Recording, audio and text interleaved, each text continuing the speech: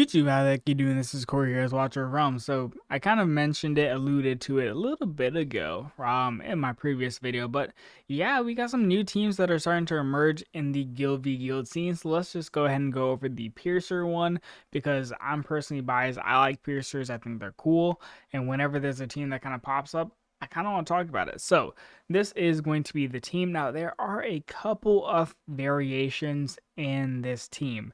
The first thing is sometimes you will see I swapped out for Amari. That's the first thing. The second thing is you will go ahead and see Silas and Yovar occasionally swapped in terms of position. So sometimes you'll see Silas here, Yovar here, or sometimes you'll even see Yovar over here and Silas there. And sometimes in the rare instance, you'll actually go ahead and see Yovar up here. My personal opinion, I don't like Yovar up here. I don't think he functions as well. And so far, he hasn't really performed that well, at least in this current format, whenever he is placed up there. The records tend to indicate that these two positions are a lock in terms of where you want to go ahead and put your damage dealers. Now, let's go ahead and go into the nuts and bolts as to how this team works, why it works, and the pitfalls that you might go ahead and face if you go ahead against it. So, first thing, you can, and a lot of people will actually go and swap Torador out for a Broke here. That is more than fine. Literally doesn't matter.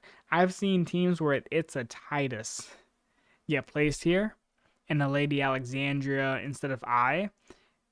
Actually, I've even seen similar team where there is no Eloin and they just have a Titus, Lady Alexandria somewhere over here. Doesn't really matter. And then I's here. And the person's not able to play the game. I've literally seen teams like that go undefeated in Overlord. So just for the record, it is definitely a possibility. So this is generally the setup though. It's the easiest, most accessible one if you don't have Lady Alexandria. So you can swap Torador out for Broke here. That's more than fine. But here's how it works. One, Eloin is going to go ahead and give Rage Regen to Silas and Yovar. Additionally, I is going to go ahead and provide a substantial amount of protection for Torador because I is going to spawn the crystals up and essentially freeze any unit that goes ahead and just kind of rushes towards Torador.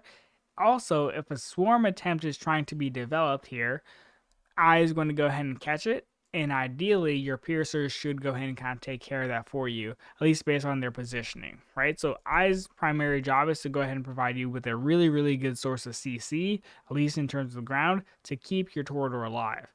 Eloin is also incredibly important. I didn't mention this. You kind of want her to have at least some amount of health, like some amount of HP, because it's very possible that someone's going to go ahead and send out some Garnet Guards.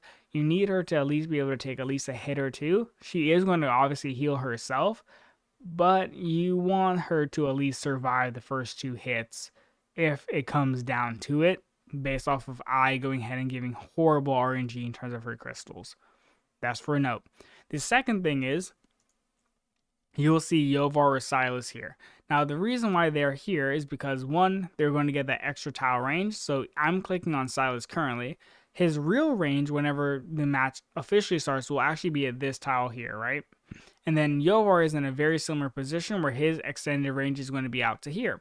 So what does that really mean?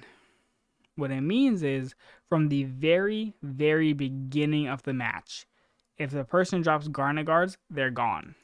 They will get instantly deleted by both Silas and Yovar's ultimates. Instantly cleared out. Now, if a person tries to bait you, right, which is more than fine, it's going to happen very frequently, they're going to go ahead and trigger Silas ult and Yovar's ult. But the reason as to why Eloin is here is because Eloin is going to go ahead and give you that rage regen so that your Yovar is pretty much immediately ready by the time they go ahead and drop another set of units after they've already gone ahead and baited out your Silas ult and your Yovar ult. That's one key thing to know. And at that point, I probably has all her crystals ready. So the second that a unit gets here, they're going to get frozen and just absolutely obliterated by Yovar.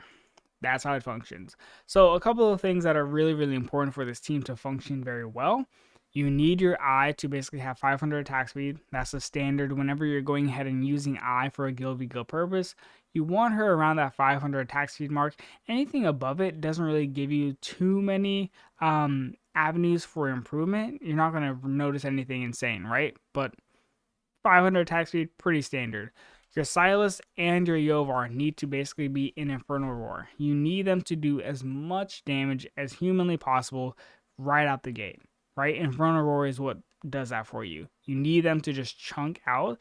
Also, you really need them to just have as much damage as possible. I'm talking attack bonus, flat attack, crit damage, crit rate, attack speed, everything that you can go ahead and put, all your god rolls, go ahead and put it on them. Reason being is because if they don't do enough damage, you lose, right? You just lose. So you need them to go ahead, and especially whichever unit you go ahead and place in this particular tile needs to be your strongest one. It needs to be the one that's going to deal the most amount of damage for you.